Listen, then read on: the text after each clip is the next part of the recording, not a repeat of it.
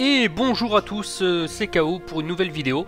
Cette fois-ci, on va passer sur le nouveau jeu qui est sorti en bêta ouverte qui se prénomme X, Shard of Fate.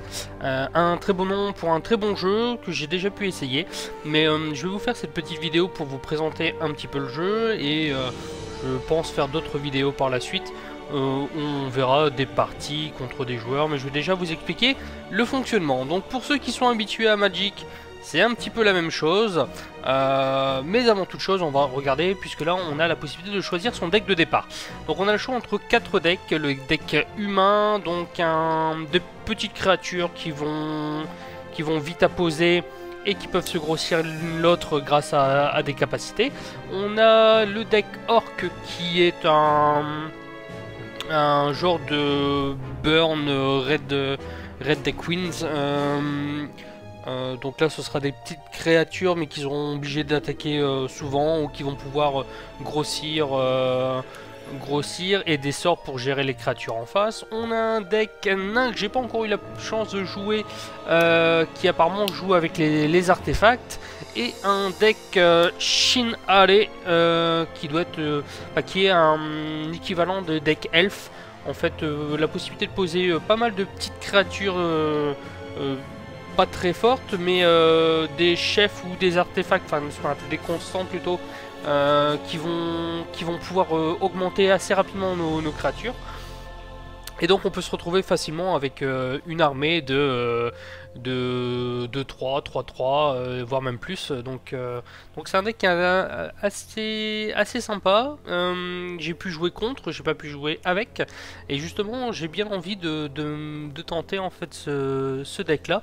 Donc j'avais déjà moi de mon côté fait 2 comptes, puisqu'en fait on peut pas acheter, enfin on peut acheter des cartes, alors soit avec de la monnaie in-game, soit avec ce qu'on appelle du platine. Donc là c'est avec de l'or trébuchant. Donc moi je vais créer 2 comptes, un pour les humains, un pour les orques. Les nains m'intéressent un peu moins, donc on va se tenter justement un deck avec Shin-Hare. Donc je vais me créer un petit compte et on va tester ça donc avec celui-ci. Voilà, donc on va avoir une petite présentation qui va être au niveau du tutoriel. Donc le tutoriel sera toujours de la même façon, hein. On commence avec un deck de base qui nous est donné. On a alors, donc bienvenue, une partie deck se résume. Un duel dans lequel vous et votre adversaire jouez des cartes pour essayer de vaincre l'adversaire. Ça c'est moi. Donc en fait vous avez un champion qui peut être choisi parmi une liste. Votre adversaire en a un également. Et en fait à chaque fois qu'on va jouer des ressources, ça va augmenter voilà, l'amplification du champion. Et ça pourra permettre d'utiliser une de sa compétence qu'il a de base, et on paye 5 et une de nos troupes bénéficie de plus 3, plus 0 en continu. Donc ce qui est plutôt pas mal. Donc on va se lancer déjà dans la partie. Donc le principe est à peu près le même que du Magic. On a des ressources. Donc là ici bon, c'est des rubis, puisque le jeu est principalement rouge, je pense, si je ne dis pas de bêtises. Bah, on va regarder ça de toute façon. Donc là on a 20 points de vie, un peu à la manière de Magic. On commence avec 20 points de vie, 60 cartes dans la bibliothèque. Et donc voilà, voilà, il le résume, hein, 60 cartes. On a 7 cartes en main, pareil. Et donc là voilà, nos ressources, en faisant un clic droit on peut avoir l'image en plus grand. Voilà, et donc on peut regarder donc cette carte là. Donc cette carte, en fait on a l'information ici, elle coûte 3 ressources. Alors l'avantage, à la différence de Magic, de Hearthstone, en fait on a une seule ressource, donc qu'on met. Là on a différentes couleurs, vous voyez on a les rubis, mais on a également des diamants, des saphirs, du sang et de la nature, qui représentent en fait les 5 couleurs qui peuvent être jouées. Chaque ressource qu'on va jouer va augmenter notre capital de ressources, mais va nous donner aussi un seuil de cette couleur là. Et en fait, donc pour jouer cette carte, il nous faut 3 ressources qui se remettent à chaque fois au début de la partie, mais il faut au minimum qu'on ait pu jouer une ressource rouge à un moment donné. Donc là l'avantage, bon, on a tout le temps on aura tout le temps notre rouge puisqu'on a que ça, mais ça peut être important en fait quand on va jouer des jeux avec plusieurs couleurs. On peut jouer qu'une seule, enfin qu'une carte, même si on a, je sais pas, 5 ressources et qu'on a joué que du rouge et qu'on a une carte qui nous demande du blanc, bah on ne pourra la jouer que si on a pu jouer à un moment donné cette ressource de cette couleur là. Donc voilà. Donc on va passer assez rapidement. De toute façon là tout est crypté, hein. C'est assez simple, vous pourrez le refaire de chez vous. Voilà, donc vous voyez aussi, hein, on a un seuil en rubis et on a nos ressources ici au total. Donc là on ne peut rien jouer, hein, et donc ça a augmenté ici. Vous voyez, on a mis le rubis qui nous a augmenté ces valeurs là, mais ça nous a amplifié aussi le pouvoir du champion qu'on pourra utiliser par la suite. Donc voilà, on ne peut rien jouer. Ouais, donc là il veut montrer des informations, voilà. Donc l'adversaire lui joue normalement un deck 100, si je ne dis pas de bêtises, voilà. Donc ça c'est le 100, ce qui est le noir pour du Magic. Et donc il nous joue une petite créature, donc voilà, une 1-1 pour 1, tout ce qui est plus normal. Là, hop, on va exécuter.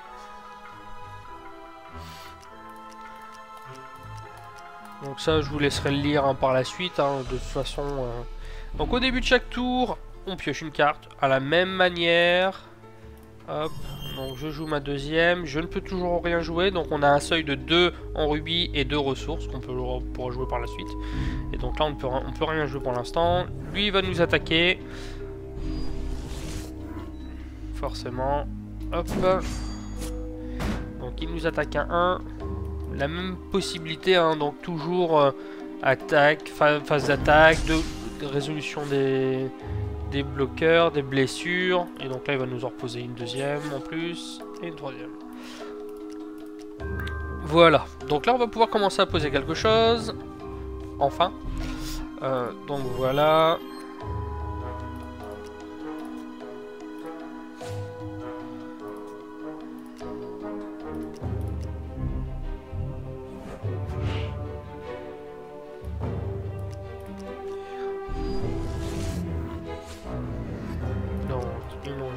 Plus et il attaque. Donc là forcément on va pouvoir bloquer puisque hop, donc il suffit de cliquer sur la créature, cliquer sur celle qu'on veut bloquer, c'est tout bon.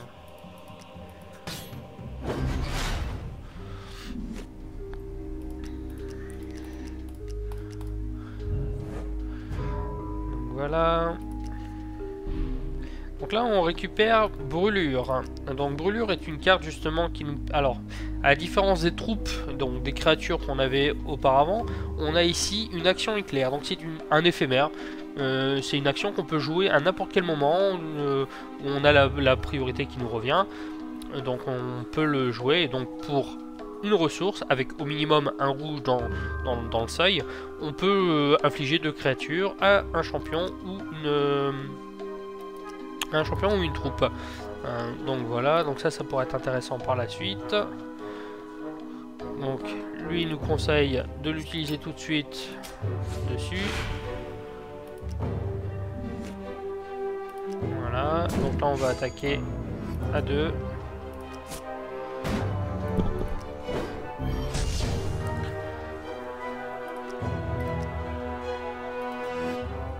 Donc on rejoue nos ressources et un Dragon Guard.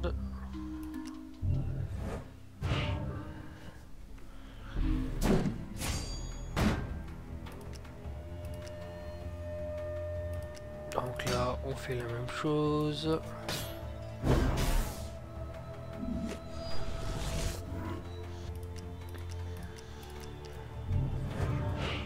Donc là, il ne joue rien. On sait déjà qu'il va nous faire quelque chose au prochain tour. Enfin, comme de toute façon là c'est crypté, hein, donc ce sera toujours la même chose. Mais donc il nous demande de faire un clic droit. Donc elle a inspiration, donc ce qui lui permet qu'à chaque fois qu'on va jouer, donc à l'entrée d'une troupe que vous contrôlez ayant un coût égal ou supérieur à au pyromancien de Ruby, d'ailleurs ça aurait été plutôt une pyromancienne, mais la créature va gagner plus 1, plus 0. Donc ce sera en continu en plus, donc c'est plutôt intéressant. Donc voilà. Donc on va la jouer. On met un tasson, on met ça en plus. Voilà, et vous voyez, l'inspiration a donné plus 1 d'attaque au Dragon Guard. Donc on va pouvoir attaquer.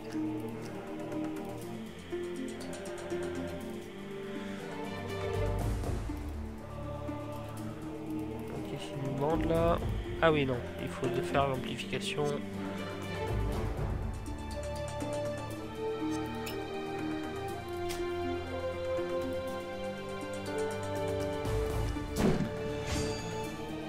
Voilà, donc on va attaquer avec ces deux-là.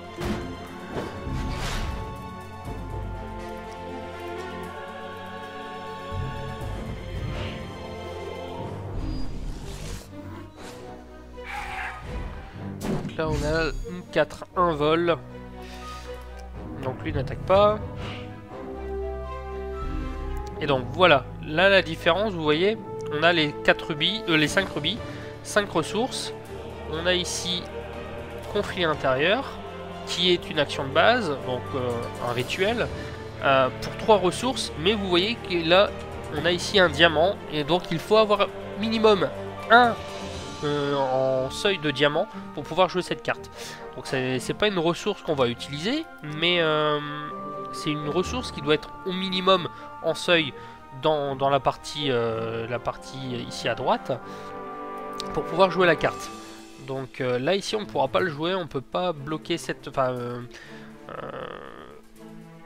empêcher d'attaquer et de bloquer cette créature. Donc on le fera plus tard. Donc là il va nous conseiller d'attaquer surtout pas avec celle-ci. Donc on va attaquer avec les 3 autres. Donc il va nous tuer celle-ci forcément. Voilà, mais nous on lui tue l'ensemble. Ici et on passe à la phase suivante. Donc là normalement prochain tour on va piocher le diamant qui nous permettra de jouer, d'attaquer avec l'ensemble. Voilà, donc le tesson de diamant qui va nous permettre de pouvoir jouer cette carte. Hop. Et donc là on a la possibilité,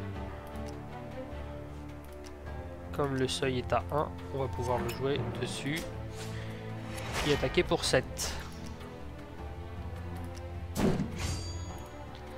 Alors, là où c'est différent par rapport à du Magic, c'est que la carte, vous voyez, en fait, c'est pas un enchantement, c'est pas... Donc là, effectivement, il nous joue pour nous tuer notre créature. Donc, détruisez une créature non artefact au choix. Voilà, donc ça... C'était sûr.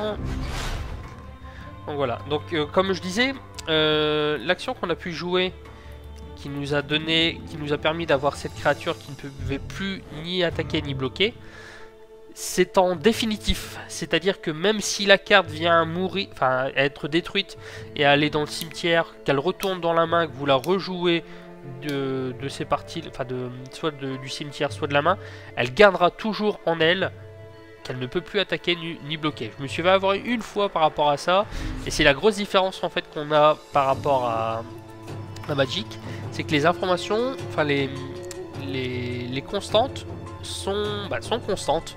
Il n'y a pas d'enchantement, c'est quelque chose qui reste, donc ça rend la carte plus forte. Il faut pouvoir la remettre à réinitialiser la carte en fait. Il y a des cartes en bleu et en blanc, si je dis pas de bêtises, qui le permettent, où ça réinitialise la carte, donc ça lui permet d'enlever tous les malus qu'il pourrait y avoir dessus, ou les bonus hein, si on a besoin.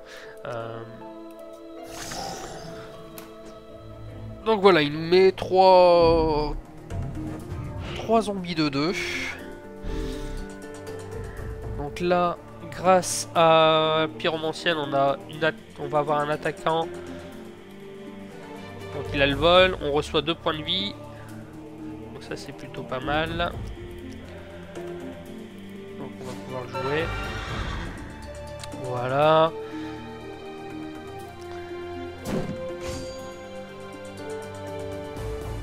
Donc il est préférable de ne pas attaquer, hein, là forcément. On passe, on attaquera donc avec cette créature là. Par la suite. Donc là on va en bloquer un.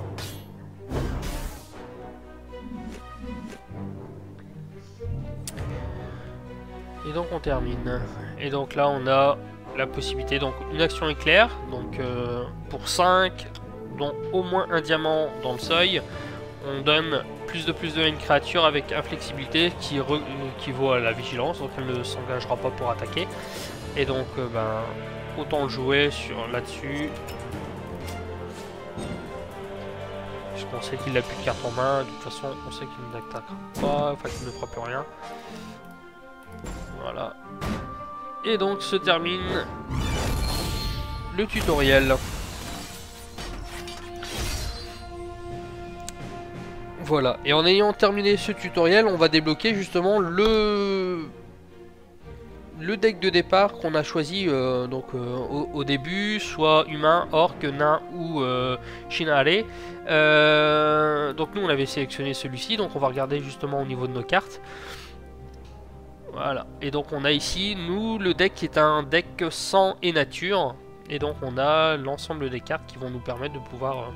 le deck de base qui nous a été donné. Donc on récupère déjà 3 meurtres, ce qui est déjà pas mal pour pouvoir gérer un petit peu. On a justement ces cartes là qui permettent, donc c'est un artefact qui permet de booster nos créatures avec plus de puissance. Là quand une créature meurt on gagne un point de vie. Enfin voilà, il y a tout des petites interactions qui vont être faites et qui est plutôt pas mal. Avec par exemple cette carte là qui correspond, on a à peu près la même en elfe dans Magic. On la pose, on pioche une carte. On a des cartes qui vont se booster l'une l'autre. Je crois que c'est celui-là. Voilà, ouais. Donc les autres gagnent +1/+1. Donc ça nous permet d'avoir plein de petites créatures et au bout d'un moment, tous les augmenter. Donc ça, c'est la première partie. Donc on a fait le tutoriel. On peut retrouver au niveau de la page d'accueil. Prochainement, il y aura une campagne qui nous permettra de jouer contre l'ordinateur. Après, on a l'épreuve de novice. En fait, ça nous permettra d'utiliser notre deck pour se battre donc contre des decks de l'ordinateur et gagner des cartes supplémentaires et de l'or. L'or qui nous permettra d'acheter des nouvelles cartes. Donc, on va pas le faire tout de suite. Je ferai ça sûrement dans une prochaine vidéo. Mais vous aurez la possibilité donc d'améliorer votre deck dans un premier temps. Et après, plus vous faites de parties, donc il faut faire des parties contre un adversaire aléatoire. Ça vous permet de gagner 100 pièces d'or pour chaque victoire. Et après, donc vous aurez la possibilité d'aller acheter les cartes donc dans l'hôtel de vente. Donc là par exemple nous ce qui va nous intéresser c'est dans nature. On va pas jouer avec on va pas regarder avec des platines et on va pas regarder ici. On va regarder ce qu'il nous propose.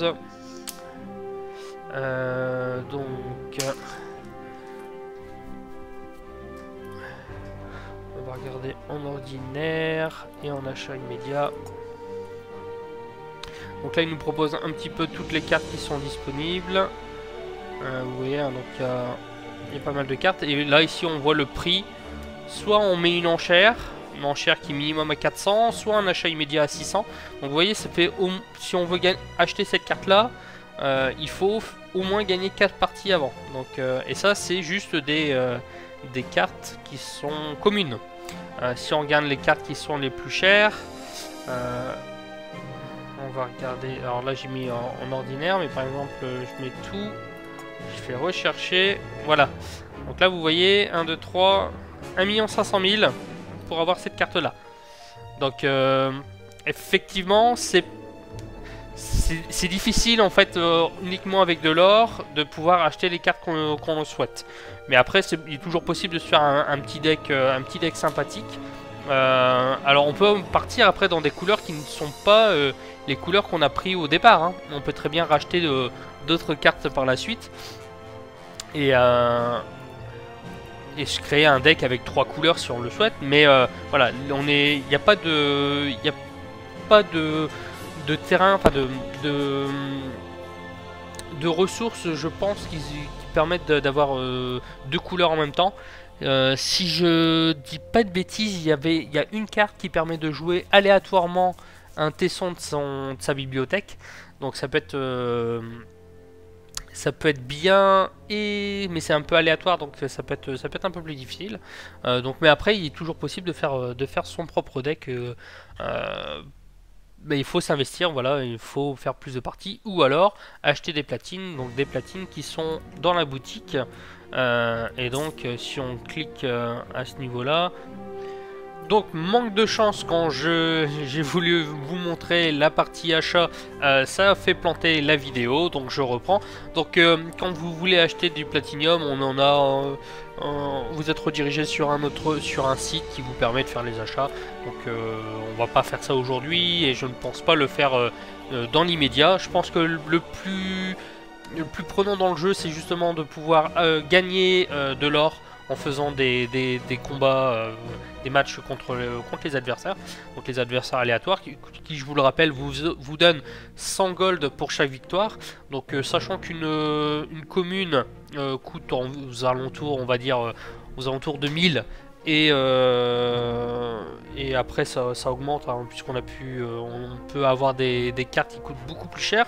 Mais déjà, pour pouvoir se faire un premier deck qui nous permettra de faire des victoires supplémentaires, je pense que le mieux est de commencer de toute façon par des matchs contre les adversaires en aléatoire.